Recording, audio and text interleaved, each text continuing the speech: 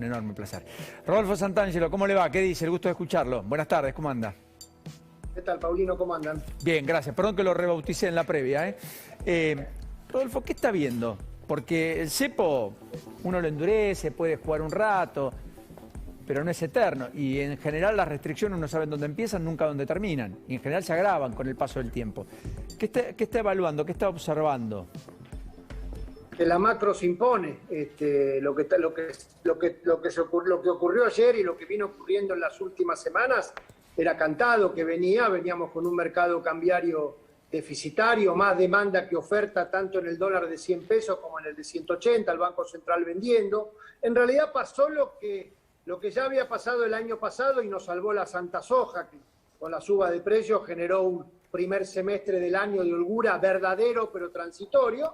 Y bueno, la mala noticia es que a pesar de que tuvimos un fenomenal año exportador, muy buen año exportador, y el regalo de los derechos especiales de giro del fondo, terminamos el año como lo empezamos, o sea, sin ningún nivel de reservas preparados para el año que viene. Después está el hecho electoral, que puede haber acelerado un poquito la cuestión, pero hay una cuestión de fondo macroeconómica que paradójicamente se da con un contexto, bueno, los estaba escuchando recién, donde el dólar de 100 pesos no podemos decir que es un dólar groseramente atrasado, es un dólar que si el resto de la economía estuviera bien, el dólar estaría bien. El problema es que el resto de la economía no está bien y entonces se refleja en el astronómico valor del dólar de 190. De la misma manera que ustedes decían que hoy viene un extranjero y se hace un picnic en un restaurante argentino, y me tocó porque tuve que ir a trabajar unos días al exterior, vos vas a comer a cualquier restaurante del resto del mundo y es imposible lo que cuesta si haces la multiplicación. O sea, lo cual no es que subieron los restaurantes en el mundo, aunque algo pueden haber subido. Es que tenemos un dólar astronómicamente alto en 180. Aún así necesitamos restricciones adicionales porque es el reflejo de una macroeconomía desbalanceada. ¿Y la idea de un acuerdo con el fondo puede ayudar en el corto plazo o eso es un escenario no pensable para la Argentina, por lo menos en las condiciones que tiene hoy? No, creo que un acuerdo con el fondo es una condición absolutamente necesaria, no suficiente para intentar la segunda etapa. Tenemos una primera etapa que es desde el 14 de septiembre hasta el 14 de noviembre, que es llegar. Y se hace lo que se puede para llegar, incluyendo lo de ayer, que a largo plazo no sirve para nada, pero ayuda a llegar. Después tenemos un segundo periodo que pongámoslo 15 de noviembre, fecha límite voy a poner 22 de marzo, que es cuando llega el primer vencimiento de deuda con el fondo, impagable. Entonces ahí en ese periodo hay que tomar la decisión política de si queremos un acuerdo o queremos una ruptura, no hay alternativas, o sea, o acuerdo o ruptura. Las dos son costosas, hay que optar por el mal menor. El acuerdo es el mal menor, sin lugar a dudas.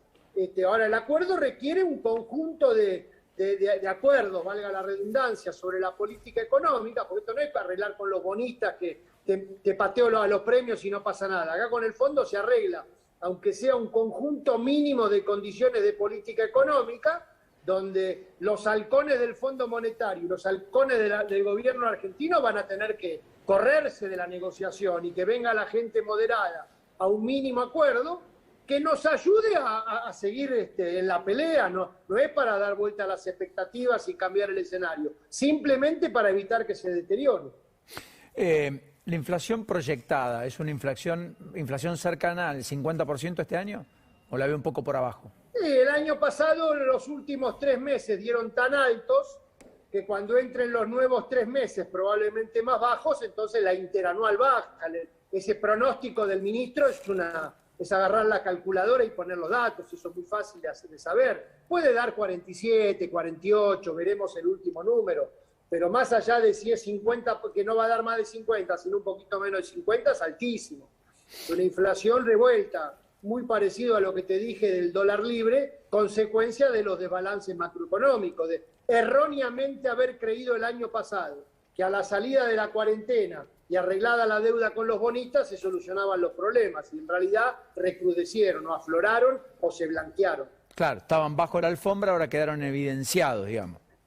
Claro, con este doble rol que juega la inflación, voy a decir algo que hay que entenderlo muy bien, La inflación simultáneamente es un ángel y un demonio, es una maldita inflación que me trastoca todos los planes, porque la gente pierde salario. Bueno, lo estaban discutiendo ustedes recién, el salario no alcanza porque la inflación es maldita, pero al mismo tiempo la bendita inflación que barre la basura bajo la alfombra y evite que se armen unas bolas de nieve explosivas en las principales variables que los desbalances macroeconómicos generan. Porque te voy a decir algo que lo tenemos que entender bien. Si Argentina no tuviera inflación del 50% anual, con esta política económica volamos por los aires.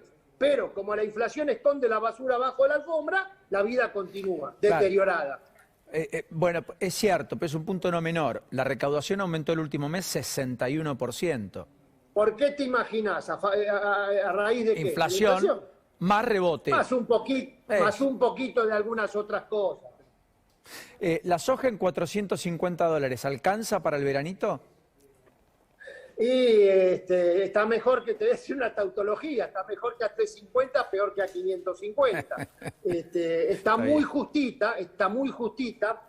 Vos pensás que Argentina te voy a dar los números para que se entienda. Cuando la soja valió durante 5 años consecutivos $350, Argentina exportó 60.000 millones de dólares. Este año con 550 que tuvimos la mayor parte del tiempo vamos a exportar 73.000.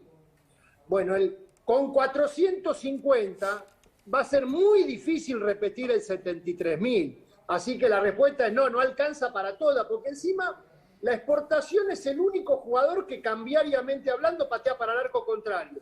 Todos los demás jugadores patean para el arco nuestro. Las importaciones, el atesoramiento, el turismo, el pago de la deuda. Y la exportación no da abasto. Cuando era 550 zafamos. A 450 estamos en una alerta amarilla, no es 350. Dijiste que el dólar a 180 es un dólar alto, eventualmente estrafalario. Altísimo. Altísimo. ¿Cuál es el dólar razonable? ¿120, 150? Que te dije que el dólar es la consecuencia de la macroeconomía. Si tuviéramos una macroeconomía estable al Uruguay, me conformo, yo creo que un dólar a ver, es difícil saberlo con precisión, pero de 110, 120, estaría en una cuestión de competitividad. Lo que pasa es que cuando tenés semejantes desbalances, más ruido político, más la caída de los precios internacionales, más todos los problemas que tenemos de hace mucho tiempo, no estoy hablando de los problemas actuales, tenés que 100 no alcanza y que 180, es la paradoja porque 180 está caro y el mercado sigue comprando, no vendiendo. Sí, efectivamente. ¿Quién toma decisiones en la Argentina? ¿O quién toma las decisiones en la Argentina? ¿Las de política económica o las del sector privado? El sector privado tiene que tomar las decisiones, vos, yo y todo el mundo, de sobrevivir. La del sector político, porque al final del día los empresarios siempre preguntan, bueno, ¿y quién manda? Bueno, yo creo que hemos tenido un gobierno, y esto quedó evidenciado en las últimas semanas, donde en el día a día el presidente y el ministro de Economía están a cargo, pero donde en la visión estratégica, obviamente, llamémosle la vicepresidenta, el kirchnerismo, lo que refleja el Instituto Patria son los que marcan los límites, por lo menos de capacidad de veto. De repente no están en el día a día de la gestión, pero a la hora de tomar las decisiones importantes, se refleja que esta coalición política es endeble. ¿Imaginas un cambio de gabinete económico antes de las elecciones, después de las elecciones, o lo ves a Guzmán con aire para?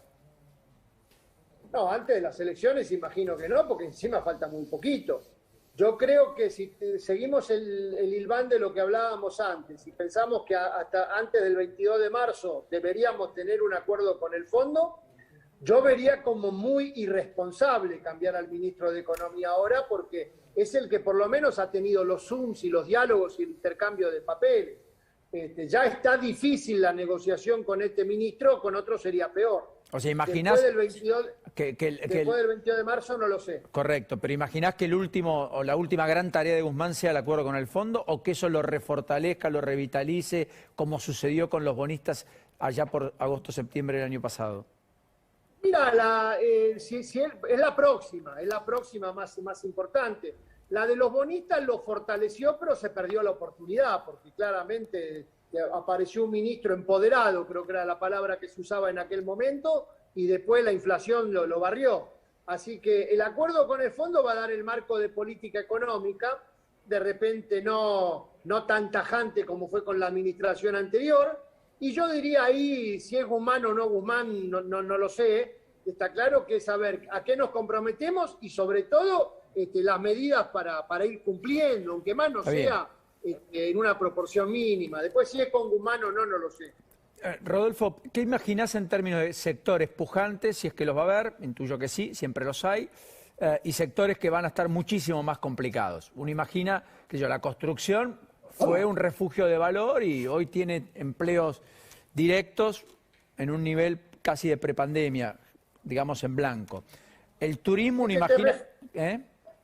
La construcción o el turismo receptivo, lo que te refleja es el beneficio del dólar de 190. El dólar Correcto. de 190, que es un problema para la mayoría de los sectores, es un beneficio para que nunca estuvo tan barato construir en Argentina como ahora, aunque subió. El turismo receptivo va a ser muy beneficioso. Yo imagino chilenos yendo a Mendoza, brasileños yendo a Bariloche, uruguayos viniendo a la Recoleta. Después no nos quejemos si suben los precios, porque cuando estén llenos los restaurantes de Recoleta, los restaurantes de Recoleta van a subir. Pero son las reglas de juego. Yo creo que está mejor el interior que el área metropolitana. O sea, hoy hay islas de los pueblos de la provincia de Buenos Aires, de Córdoba, los ligados al sector agrícola, que están mejores. Paradójicamente es donde el oficialismo tiene resultados políticos más perjudiciales, y al mismo tiempo aquellos lugares o sectores o poblaciones donde la inflación del 40 y pico % los mata, que es el consumo popular, son los más rezagados. Rodolfo, el Banco Mundial dijo el año próximo que la economía argentina se va a recuperar menos de lo que Guzmán plantea, que habla de un 4, habla del 2,8, y hace un poco alusión a la preocupación en el mundo por la cuestión de la inflación, el Fondo Monetario Internacional también en el día de hoy. Son como dos advertencias. Una del Banco Mundial respecto a cuidado que Argentina rebota pero no es sostenible y no va al crecimiento que dicen, hay que ajustar mucho a la inflación. Y además el fondo dice, el mundo está con una inflación que hay que observarla. ¿Qué ves de esas dos cuestiones? A ver, respecto a la reactivación argentina, hemos tenido un rebote muy fuerte comparado con los peores momentos de la pandemia, pero obviamente no hemos vuelto a los valores previos a la pandemia, lo que era el fin del 2019. Economías como Chile, en primer lugar, o Brasil, o otras de Latinoamérica, sí lo han hecho. A Argentina se le hace muy difícil volver a los niveles previos a la pandemia, aunque no haya cuarentena, aunque ya no haya foro en las canchas de fútbol, por la propia macroeconomía. Así que más allá del decimal de la recuperación del año que viene, está claro que ese objetivo de superar valores previo a la pandemia yo lo veo muy difícil e imposible. La inflación en el mundo hoy es la variable macroeconómica más importante que tiene la economía mundial, sobre todo la de Estados Unidos. Yo diría, en la inflación de Estados Unidos se juega el partido de lo que va a pasar con la macroeconomía del mundo. ¿Por qué? Porque Estados Unidos la inflación desde hace 30, 40 años venía dando 2, más o menos nada. Dio 0 en la pandemia y ahora está dando casi 5. Correcto. Y hay una pregunta central, que es si esto es un fenómeno transitorio o permanente. Porque si va a ser 0, 5, 2, no pasa nada. Si va a ser 0, 5, 4, 6, 7, como pasó en la década del 70, y la Reserva Federal, el Banco Central de los Estados Unidos, va a tener que subir la tasa de interés, retirar liquidez, fortalecer el dólar. Y ese escenario sería nefasto para todo el mundo, empezando por los precios de la materia prima. Ahí podemos tener la soja en 3.50. No lo sé, porque no lo sabe nadie. Todavía yo creo que le doy la mayor chance a que la economía mundial converja, que no va a hacer falta un mega ajuste monetario de suba de tasa de interés, fue lo que pasó en la década del 80, y que Estados Unidos está en un fenómeno transitorio de inflación. Pero más vale que lo que acabo de decir sea verdad. Sí, porque además una tasa de interés más alta implica un crédito más caro y implica que las tasas negativas para tomar plata se terminen. Así Argentina vuelva. Implica un montón de cosas. En el caso argentino, el canal más fuerte de conexión con la economía mundial son los precios de los productos agrícolas. Después sumarle lo que pasa en Brasil, el real a 5.50, pero casi te diría vos, con que me digas cuánto vale la soja y el real brasileño, yo me doy por satisfecho. Rodolfo, lo último, si tuvieras que hacer una inversión con 50.000 pesos o 100.000 pesos, una recomendación minorista, yo sé que es lo que menos les gusta a ustedes, pero ¿qué dirías? ¿Qué harías? No, lo que primero que hay que saber es que con una inflación del 50% anual, ya el partido empieza 2-0 abajo. O sea, es ir a ver, te digo, hoy a un amigo mío me llamó por una cuestión así, un numerito un poquito más grande que eso, pero no cambia el tenor de la pregunta. Y es, ya empezás el partido abajo, tenés que ir a protegerte para perder por lo menos posible, porque no hay mucha alternativa. Yo creo que hoy, de repente, no lo voy a llamar el consumo, pero aquellas cosas que estén más baratas, que puede ser la reparación de tu hogar, puede ser, bueno, el automóvil está muy caro, pero algunos artículos que estén retrasados, por ahí es el momento para destinar los pesos. Lo que la gente está claro, no quiere quedarse con los pesos. O sea, el dólar está muy caro, el dólar está muy caro. Entonces, da no sé qué comprar a 190, aunque el mercado no me hace caso. Y qué sé yo, el que pueda cambiar la cocina o arreglar la casa o lo que esté necesitando o pagar la educación de sus hijos, obviamente es una inversión, no en el sentido que vos me lo preguntás, pero puede ser un buen destino. Porque lo peor es quedarte con los pesos a tasa de interés negativa. Rodolfo, enorme abrazo, el placer de escucharte como Gracias siempre. por el llamado. Hasta la próxima, muy amable.